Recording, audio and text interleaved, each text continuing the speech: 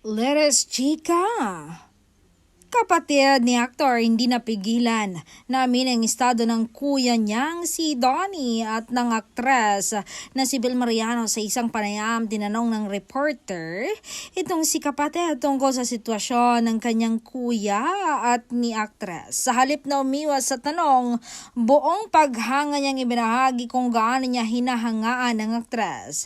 Ayon sa kapatid, malaking inspirasyon umano sa kanya si aktres. Si Bel, hindi lang bilang artista kundi bilang tao, inilarawan niya ito bilang matalino, eloquent, mabait, at napakabuting tao. At sinabi pa niyang isa itong role model na talagang tinitingala niya.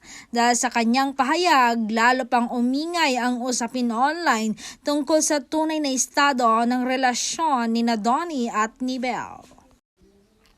Maraming netizen ang nagsabing tila kumpirmasyon na rin ito na may espesyal na namamagitan sa dalawa kahit wala pa silang direktang pag-amin. Sa ngayon, nananatiling tahimik sina Donnie at Bel tungkol sa issue, ngunit para sa maraming taga-subaybay ang mga ganitong pahayag mula sa pamilya ay lalong nang nagpapalakas sa haka-haka ng publiko na talagang nag-iibigan at malalim na ang relasyon ng dalawa.